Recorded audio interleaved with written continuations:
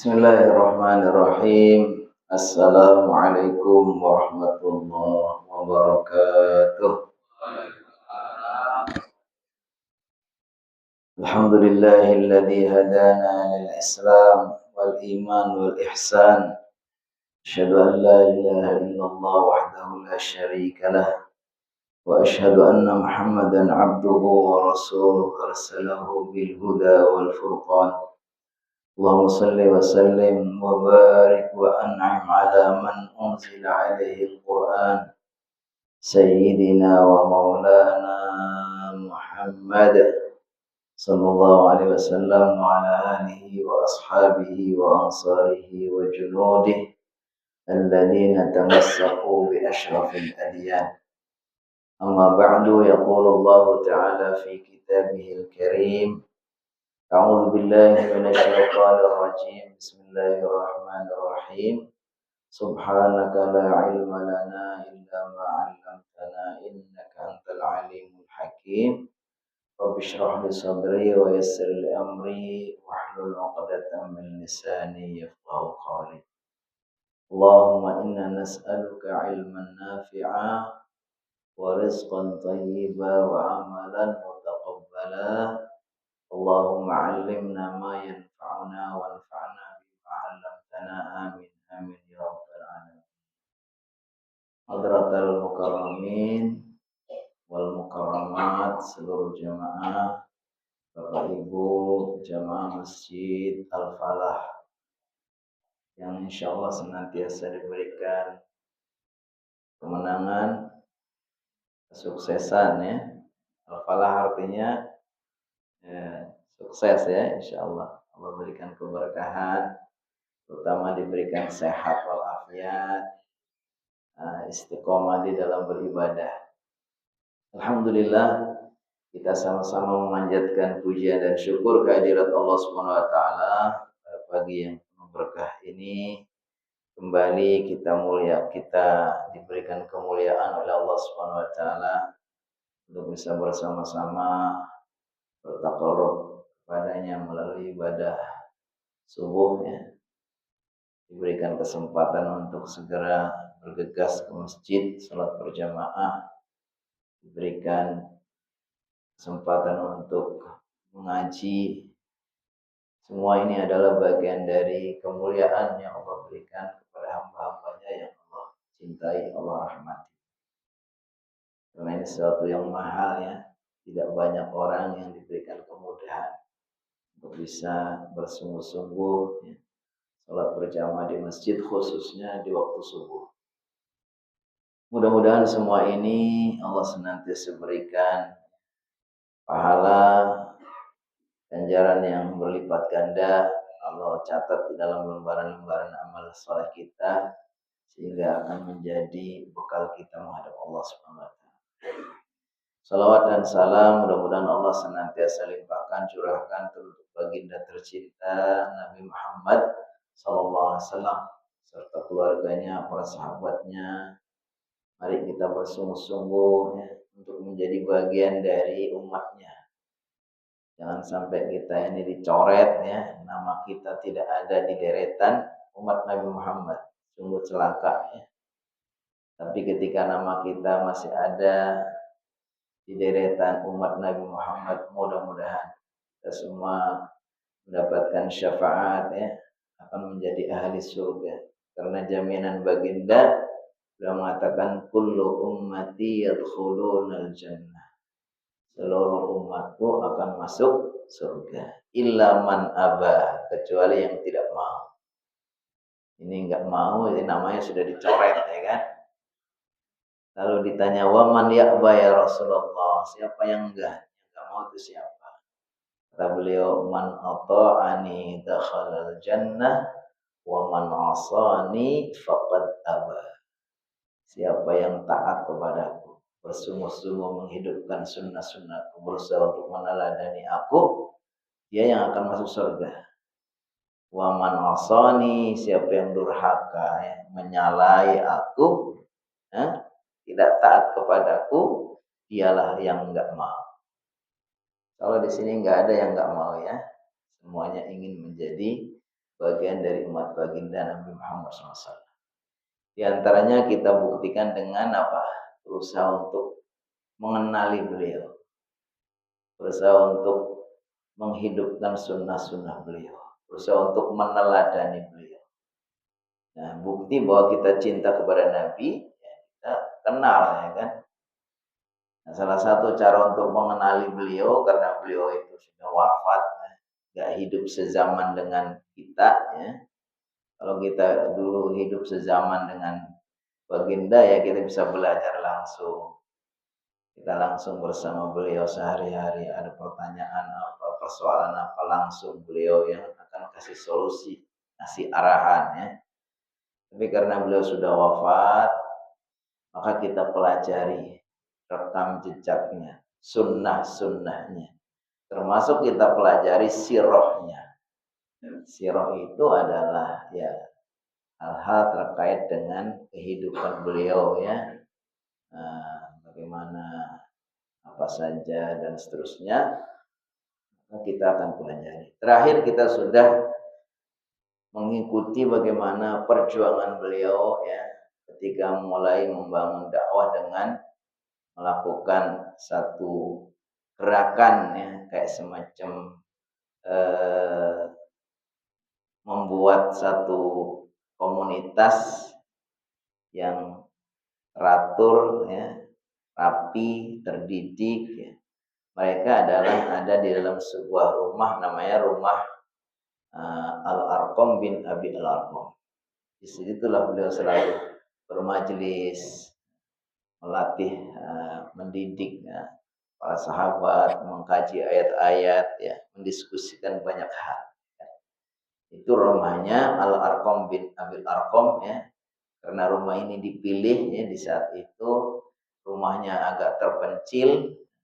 Kemudian ada pintu yang menghadap ke belakang, ya, ke belakang menghadap ke Gunung Safa, sehingga disitulah mereka itu masuk keluar masuk dari pintu sebelah sana, sehingga tidak diketahui sama orang-orang kafir Quraisy yang begitu khawatir, ya, akan apa pengikut-pengikut Nabi Muhammad yang sudah mulai banyak, sehingga mereka sudah berbagai macam cara, ya, yang mengintimidasi, menyakiti dan seterusnya. Tapi terus, ya, pengikut Nabi Muhammad lambat laun sudah mulai banyak. Maka mereka orang-orang kafir Quraisy disebutkan tidak ada henti-hentinya untuk selalu memusuhi. Terutama, ya, ketika Nabi Muhammad SAW, ya, melihat para sahabat, ya, yang sudah mulai dimusuhi, disakiti, diintimidasi oleh orang-orang kafir Quraisy. Sedangkan beliau sendiri, ya, tidak, ya.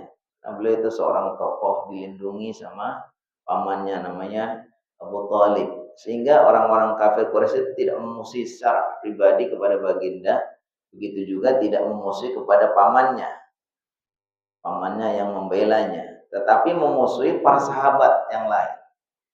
Makanya disebutkan dalam riwayat di sini, Ibnu Ishaq meriwayatkan dalam sirahnya, falamma ra'a Rasulullah sallallahu alaihi wasallam ma yusibu ashabahu minal bala, ketika Rasulullah SAW menyaksikan bagaimana apa yang ditimpakan kepada para sahabatnya, apa yang menimpa para sahabatnya, berbagai macam ujian, sedangkan beliau sendiri aman. Begitu juga menyaksikan pamannya sendiri Abu Thalib juga tidak bisa mencegah bagaimana masyarakat Quraisy ini untuk menyakiti para sahabat.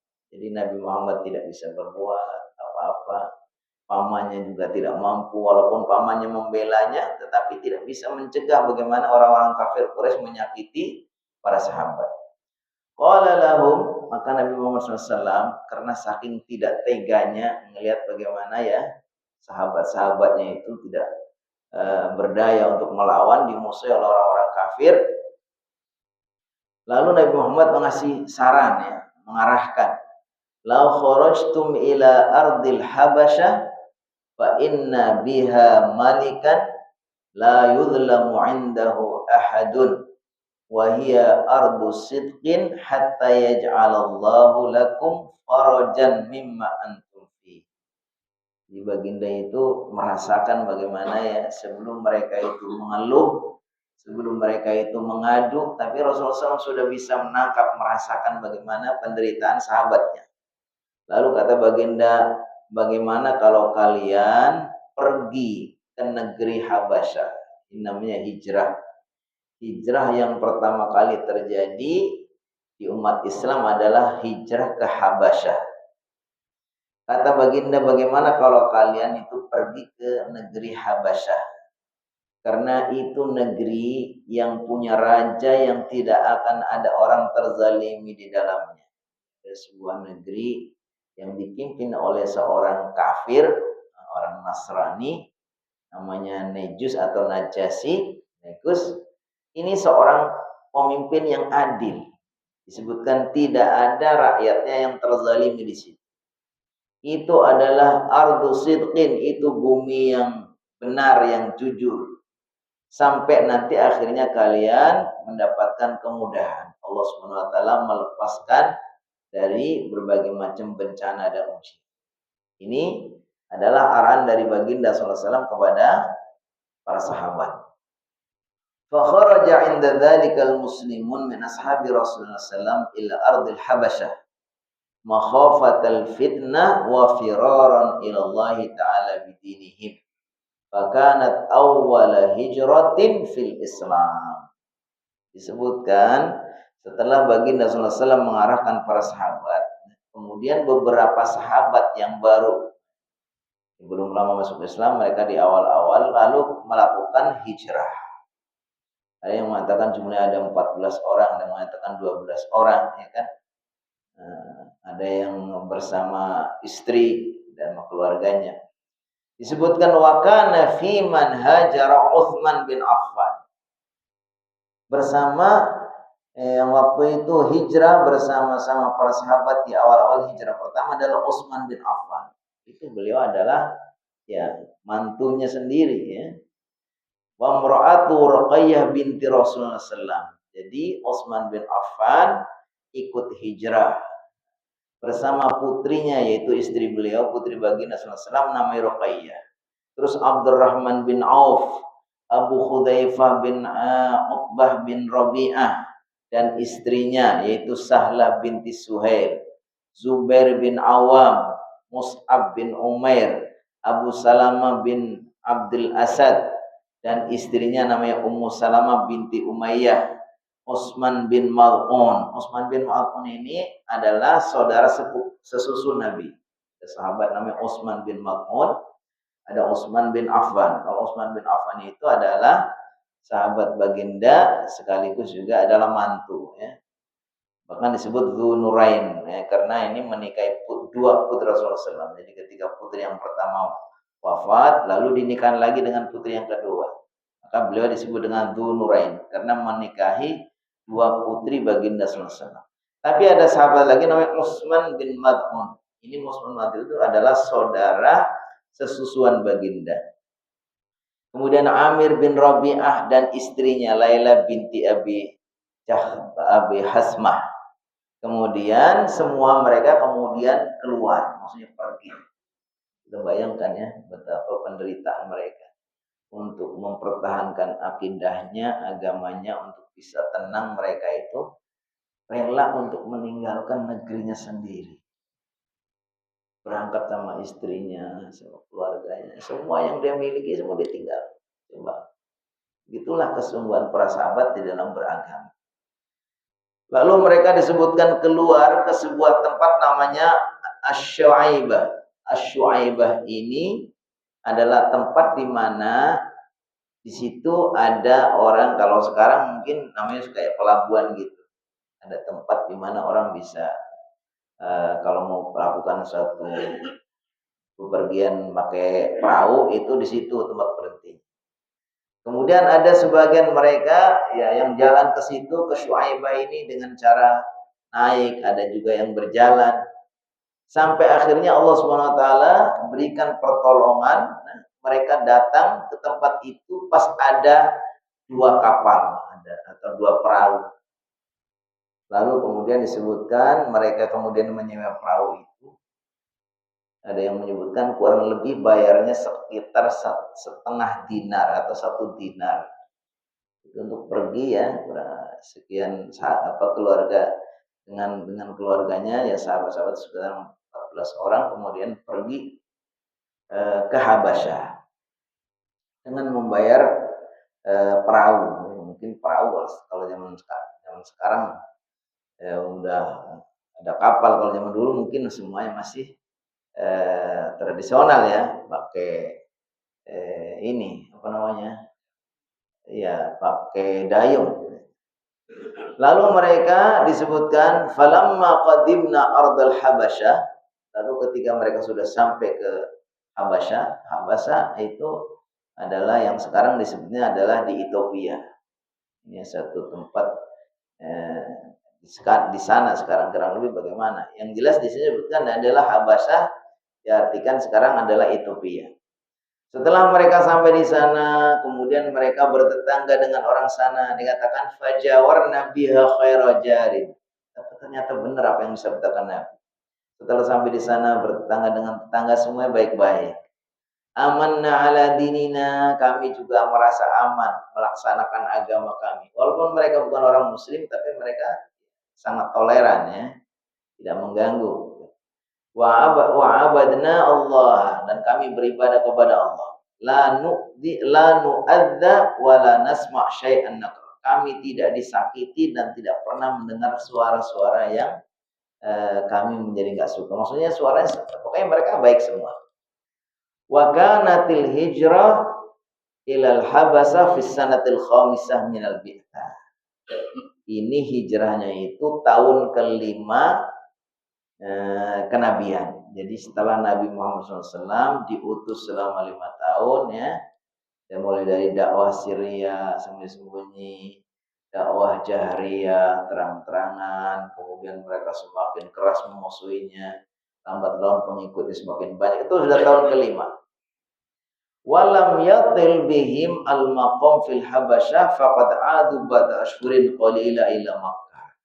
Ya, tapi seenak-enaknya kan di negeri orang masih enak di negeri sendiri. Lalu mereka tidak betah, bukan tidak betah ya. Ada isu ini disebutkan dalam satu riwayat itu ada isu bahwa sekarang Mekah itu sudah baik-baik, sudah banyak orang masuk Islam. Ada berita seperti itu sampai kepada mereka ya. Kalau bahasa sekarang ada hoax gitu ya, ada berita bohong gitu ya. Kayak begitu. Akhirnya mereka memutuskan untuk balik.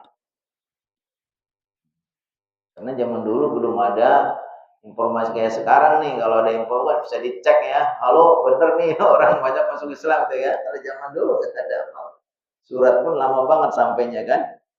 Akhirnya mereka pulang. Setelah pulang, ternyata sampai di perjalanan belum sampai kota Mekah balik itu sudah ada informasi bahwa itu isu bohong.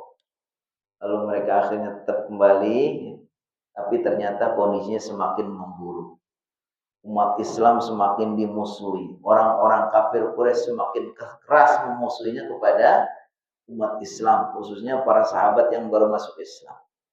Washtaddal adza 'alal muslimin. Lalu semakin parah ya kondisi umat Islam, disakiti, dianiaya dengan berbagai macam ya perlakuan yang tidak baik oleh orang-orang kafir Quraisy. Fa asyara Rasulullah sallallahu alaihi wasallam ashabihi bil hijrah ilal Habasyah marratan tsaniyah. Lalu baginda Nabi Muhammad SAW menyarankan, memerintahkan untuk hijrah lagi. Jadi mereka sudah balik itu, kemudian karena kondisinya semakin parah ya, akhirnya baginda menyuruh untuk sudah kalian cari aman saja, kalian pergi lagi. Lalu disinilah namanya ada hijrah Habasyah yang kedua.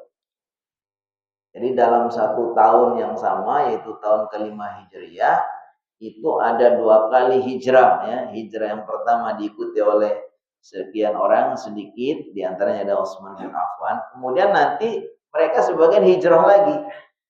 Jadi ketika sampai di Mekah ternyata itu kabar bohong, kondisinya semakin memburuk, maka kemudian mereka pun hijrah lagi. Fahajara qarabatu salasan wa salasin rajulan wa samani asyrata imra'atan.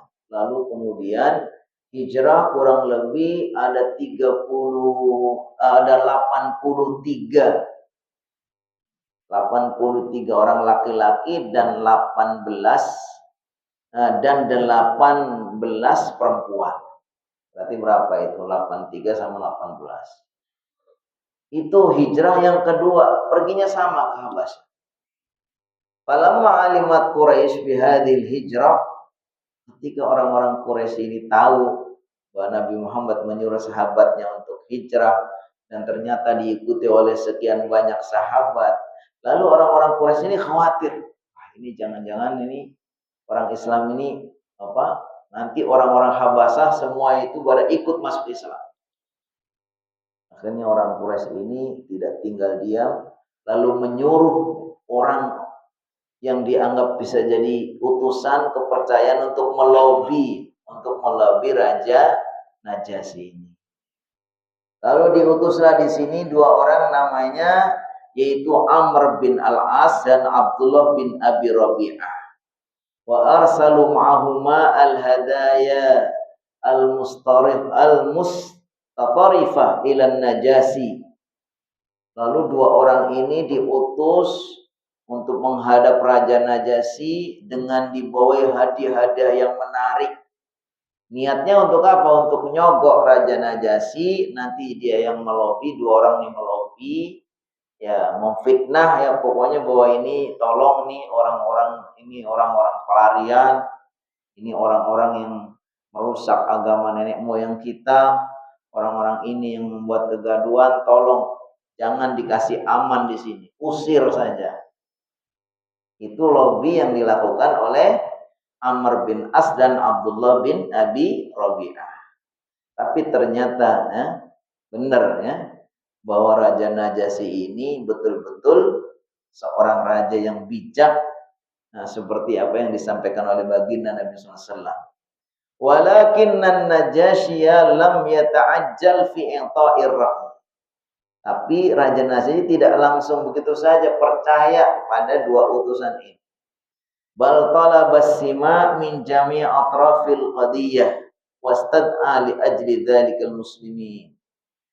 Nah, jadi sebelum dua orang nanti dijawab bagaimana keputusan Raja Najasyi, ternyata Raja Najasyi itu tidak begitu langsung percaya. Tapi mereka dipanggil, diklarifikasi.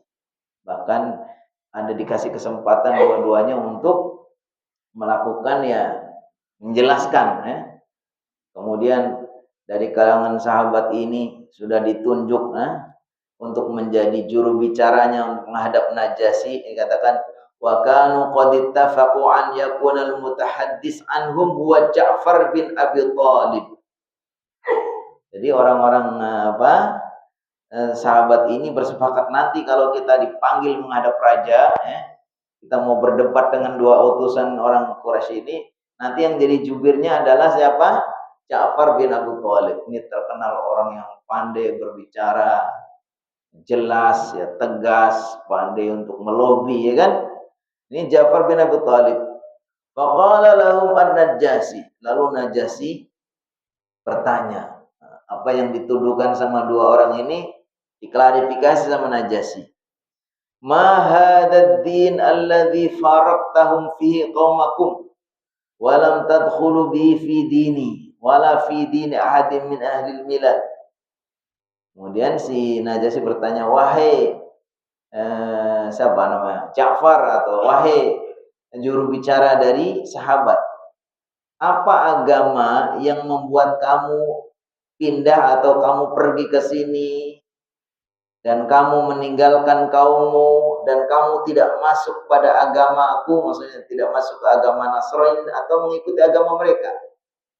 Nah, jadi Najasyi bertanya penasaran, apa sih agama yang kamu peluk sampai kamu itu rela meninggalkan negeri kamu diusir oleh kaummu, dimusuhi dan kamu juga tidak mau mengikuti agama kami, agama Nasrani. Itu agama apa sebetulnya? Nah, itu bertanyalah si Najasyi. Faqala Ja'far, lalu juru bicaranya itu Ja'far menjawab, ayyuhal malik, kunna qauman ahla jahiliyah na'budul asnam wa na'kulul maitah. Wahai Tuan Raja, dulu kami adalah kaum jahiliyah. Kami dulu menyembah berhala-berhala dan kami memakan bangkai. Wa na'til fawahish, kami melakukan berbagai macam perbuatan keji. Wa naqta'ul arham, kami dulu juga memutuskan silaturahim. Wa nunsil jiwanusiul jiwar, kami suka mengganggu tetangga-tetangga kami. Wa ya'kulul qawiyyu minna dha'if, yang kuat di antara kami memakan yang lemah. Fakunna ala dzalika, dan dulu kami itu seperti itu. Jadi Ja'far itu menceritakan bagaimana kondisi waktu dia masih jahiliyah, ya kan? Hatta ba'asallahu ilaina rasulan, sampai akhirnya diutus kepada kami seorang rasul, minna, dari golongan kami, na'rifu nasabahu, yang kita tahu nasabnya, wasidqahu, kita tahu kejujurannya, tahu keamanahannya, tahu bagaimana beliau waraknya. Jadi dia menceritakan sampai akhirnya diutus, yaitu maksudnya Nabi Muhammad, seorang yang sangat baik, kita kenal nasabnya sangat tinggi, dia sangat jujur, sangat amanah, sejak kecil dikenal orang yang sangat terpercaya. Fada'ana ilallah, lalu dia mengajak kami untuk apa? Kepada Allah, maksudnya mengajak kepada Islam. Linuwahhidahu, agar kami mentauhidkannya. Wa na'budu, dan agar kami beribadah kepadanya. Wa nakhla'u ma kunna, dan melepaskan semua apa-apa yang ada kami dulu na'budu, yaitu apa yang kami sembah dulu, supaya kami meninggalkan berhala-berhala, meninggalkan semua yang kami sembah selain Allah. Nah, setelah diterangkan seperti itu, akhirnya disebutkan bahwa Najasyi pun akhirnya masuk Islam. Tapi karena beliau seorang penguasa, ya, yang rakyatnya begitu banyak, ya, dia belum mungkin punya strategi di dalam bagaimana itu berislamnya. Atau mungkin dalam kondisi darurat, kalau beliau mengiklankan atau menyatakan keislamannya secara terang-terangan, mungkin bisa terancam, bisa dibunuh.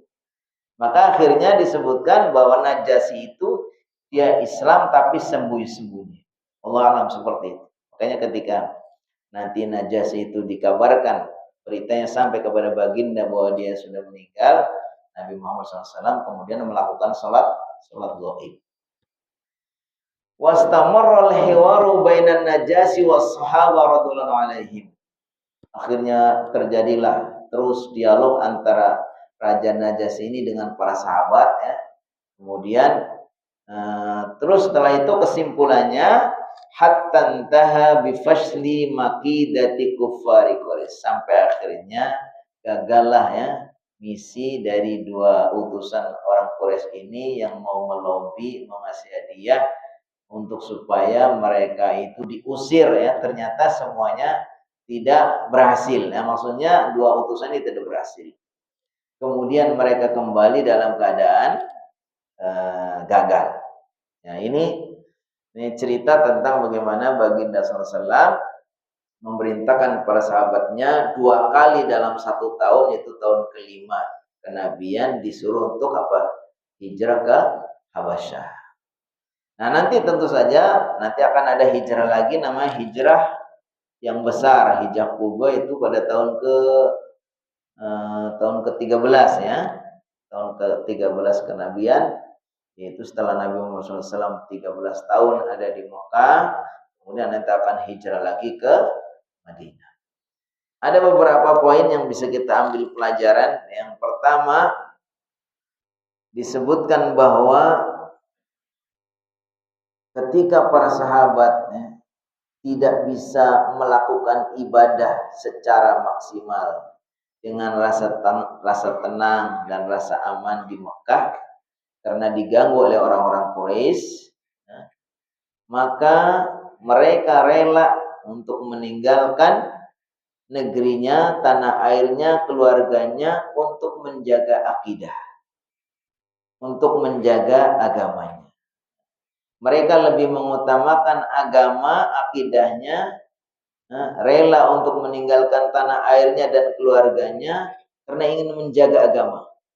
Inilah yang dimaksud bahwa agama itu harus di atas keluarga, harta, dan tanah air. Nah, ini pelajarannya ya. Ya begitulah seharusnya kita di dalam beragama itu untuk membela agama pun, untuk mempertahankan agamanya pun ya, kita harus rela mengorbankan yang lain. Makanya hadisnya kan apa? La yu'minu ahadukum hatta yakuna Allah wa rasuluhu ahabba ilaihi mimman siwahuma. Tidaklah sempurna iman seseorang sampai dia menjadikan Allah dan Rasulnya lebih dicintai dari segala-galanya selain. Ini sudah dibuktikan oleh para sahabat. Para sahabat, kita bayangkan ini sahabat-sahabat besar sampai mantu Nabi Muhammad SAW. Tentu mereka adalah tokoh-tokoh yang punya rumah, punya keluarga, punya anak istri. Tapi semua mereka tinggalkan. Demi apa? Demi bisa menyelamatkan agamanya, demi bisa beribadah, ya kan? Bisa demi melakukan apa? Keyakinannya. Makanya para ulama mengatakan bahwa apakah sampai sekarang masih ada hijrah? Dalam artian hijrah makani. Jadi hijrah kan ada dua ya. Ada hijrah maknawi, ada hijrah makani. Hijrah maknawi itu adalah hijrah sikap. Sikap itu maksudnya kata Rasulullah SAW, al-muslim man salimal muslimuna min lisanihi wal muhajir man hajara ma nahallahu an. Seorang muslim adalah ya muslim yang baik, yang sebenarnya adalah orang muslim yang dimana orang muslim yang lain atau tetangga-tangganya itu selamat dari tangannya dan lisannya. Jadi ketika kita ngaku sebagai muslim itu harusnya jangan sampai perbuatan kita, ucapan-ucapan kita itu menyakiti orang lain. Karena al-muslim man salimal muslimuna min lisanihi wa yadihi. Seorang muslim yang baik yang sebenarnya harusnya begitu. Nggak boleh ada kata-kata kecuali yang baik, yang bermanfaat. Nggak boleh ada tindakan kecuali yang membawa manfaat. Jangan sampai kata-katanya mengganggu, perbuatannya merusak. Itu bukan orang muslim. Wal muhajir, sedangkan yang dimaksud muhajir, orang yang hijrah itu apa?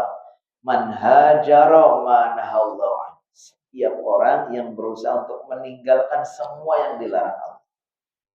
Ini kalau kita dulu atau sebelumnya sering melakukan hal-hal yang dilarang, kemudian kita sudah berusaha untuk meninggalkan, itu namanya sudah hijrah.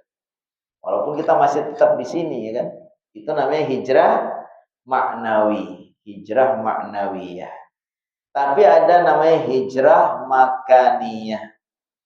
Itu keluar pergi dari satu tempat secara fisik, satu negara ke negara yang lain, satu wilayah ke wilayah yang lain dengan niat pindah. Itu namanya hijrah makani. Rasulullah mengatakan la hijrata ba'dal fathi. Tidak ada hijrah lagi setelah Fathu Makkah. Jadi Nabi Muhammad SAW setelah para sahabat itu sudah pergi hijrah lagi ke Madinah, sudah pergi hijrah ke Madinah, lalu bisa merebut lagi kota Mekah, negara udah jadi satu, Mekah Madinah semua udah di bawah kekuasaan Nabi Muhammad dan para umat Islam, tidak ada hijrah lagi. Nah, tapi di sini ada para ulama ketika Anda menuntut kondisi yang kita memang harus hijrah, ya harus hijrah. Kalau dalam tafsir Al-Baydawi menyebutkan orang itu harus hijrah ketika tidak bisa melakukan 3 hal. Yang pertama, ketika dia tidak bisa beribadah. Tidak bisa beribadah, nah, pokoknya kita ya harusnya, pokoknya kita tinggal di satu wilayah, di situ memang kita betul-betul ya nggak ada masjid, nggak ada apa, kita mau sholat di musuh dan seterusnya, kita harus pindah. Nah, yang kedua, kita tidak bisa mendapatkan ilmu. Termasuk kita harus pindah kalau di satu tempat di situ nggak ada pencerahan. Ada ustadz, ada siapa, nggak ada sama sekali. Atau ada ustadz tapi justru ustadz yang menyesatkan semuanya. Maka orang yang dianggap ustadz pada ustadz. Ya kita harus cari pindah. Yang ketiga, manakala kita terancam secara keamanan jiwanya itu. Ya kan? Jadi ya tetap ada hijrah, ya, baik maknawiyah maupun makaniyah, tapi ketika ada kondisi yang menuntut. Ini para sahabat digambarkan salah satu pelajaran penting yang kita ambil adalah ketika mereka itu menghadapi kondisi di mana agamanya, akidahnya itu terancam, mereka rela meninggalkan segala-galanya. Artinya mereka lebih mencintai Allah dan Rasulnya melebihi segala-galanya. Mada naqulu li haula'il ladzina taraku awtanahum al-islam wa hajaru ila biladil kufri ajab. Apa yang harus kita katakan ya kepada mereka orang-orang yang rela meninggalkan negerinya, tanah airnya, lalu mereka hijrah, tapi justru hijrahnya ke negara-negara kafir. Sekarang fenomenanya justru kebalik. Sekarang banyak orang itu demi untuk mencari kehidupannya, untuk mencari rezeki, untuk mencari apa. Kadang orang justru malah merelakan meninggalkan tempatnya yang mungkin secara kondisi keagamannya lebih bagus, bisa beribadah, bisa apa itu. Tapi ya mereka rela justru meninggalkan negaranya, bahkan kadang-kadang negara kafir. Saya baru-baru ini di telepon sama anak saya. Anak saya itu bersahabat dengan sahabatnya dulu waktu sekolah itu, dia sekolahnya di Rusia. Jadi anak saya sekolah di Malaysia, ini sahabatnya itu sekolah di Rusia, di Moskow. Ternyata di sana itu dia cerita bahwa ketika dia masuk kuliah itu, masuk pelajaran itu, masuknya sebelum zuhur, selesai sudah maghrib. Nggak ada waktu sholat. Itulah ya, negara barat itu memang begitu ya, nggak mengakui agama dan memang kondisinya mungkin kayak gitu. Jadi selalu jam pelajarnya itu menjelang zuhur sampai keluar nanti sudah maghrib. Jadi ada dua waktu, yaitu waktu zuhur dan waktu asar, selalu nggak dapat sholat. Bagaimana kalau kondisi seperti itu? Maka kita jawabnya, fattaqullaha mastata'tum. Bertakwalah kepada Allah semaksimal yang kita bisa. Karena kita udah terlanjur. Tapi harusnya kalau kita berpikir yang secara jernih, harusnya ya ketika kita tahu kalau tahu sebelumnya bahwa kita di situ, di sebuah negeri, di tempat belajar di mana kita itu susah ibadahnya, harusnya jangan kita ambil. Tapi itulah yang tadi kita dikatakan sekarang justru kebalik. Orang itu berbondong-bondong ya demi untuk mencari dunia, justru kadang-kadang negara sendiri yang aman, baik ya kan.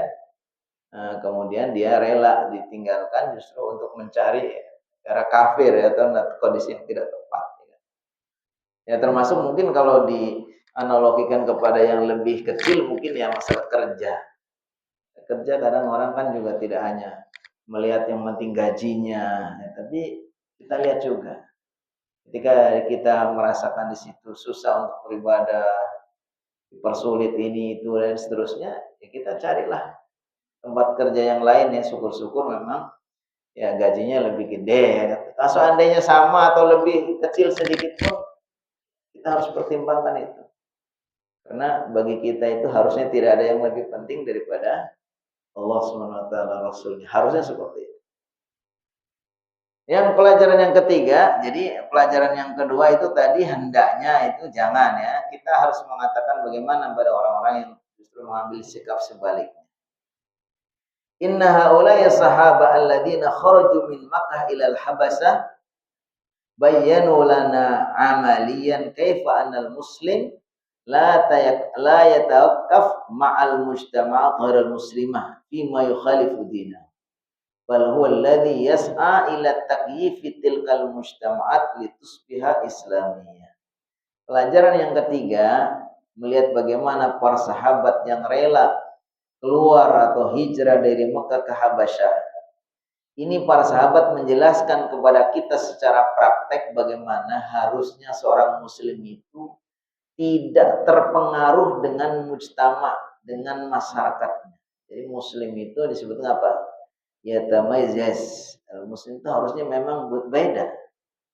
Jadi kalau yang ideal itu seorang muslim dimanapun berada itu tidak larut mengikuti kondisi setempat, tapi dialah yang menjadi penentu, dialah yang menentukan. Makanya kata orang yakhtalit wa yatamayyaz. Orang muslim boleh bermasyarakat di mana saja, bergabung, tapi dia harus menunjukkan keasliannya sebagai seorang muslim. Identitas sebagai muslim itu jangan larut ya.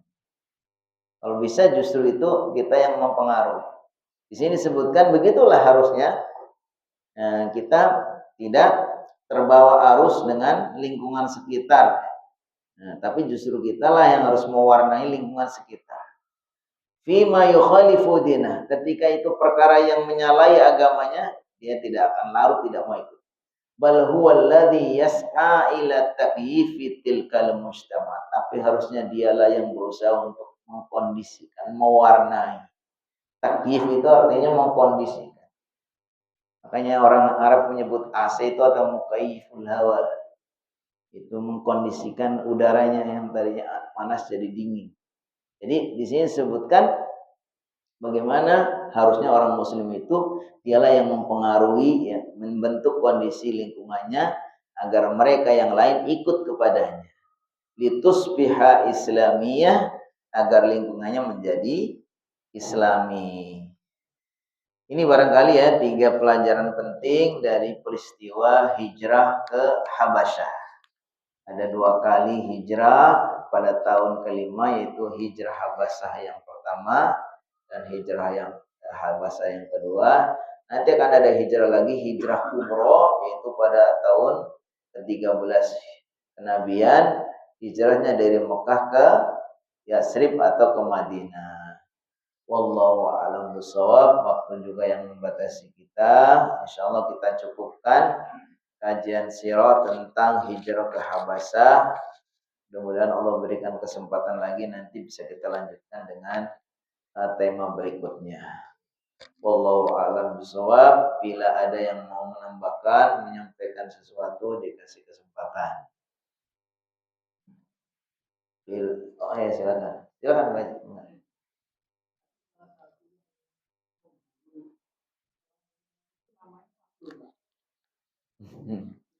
Abdullah bin Hasim. Iya. Iya. Ya, baik. Itu memang bedanya orang kafir Quraisy di zaman dulu ya dengan orang kafir sekarang ya. Ternyata memang itu menunjukkan kebenaran bahwa sebetulnya agama itu sejak zaman dahulu itu adalah agama Islam. Di mana setiap nabi itu diutus sama Allah Subhanahu wa taala untuk menyampaikan Islam kepada masyarakatnya, kepada pengikutnya, kepada umatnya, yaitu dengan menyembah kepada Allah. Jadi setiap nabi itu diutus untuk menyampaikan kepada umatnya agar mereka beribadah kepada Allah. Maka nama Allah itu sudah dikenal sejak zaman nabi pertama, ya kan? Sudah dikenal, turun menurun. Dari turun menurun itu nama Allah sudah dikenal karena Tuhan yang mereka harus sembah. Makanya kata Allah Subhanahu wa taala, "Wa ma arsalna min qablika mir rasulin." Tidak kami utus seorang rasul sebelummu wahai Muhammad, illa nuhi ilaihi, melainkan saya wahyukan kepadanya, pada setiap rasul itu. Apa wahyunya?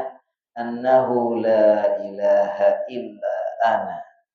Bahwasanya tidak ada Tuhan selain aku. Fa'buduni.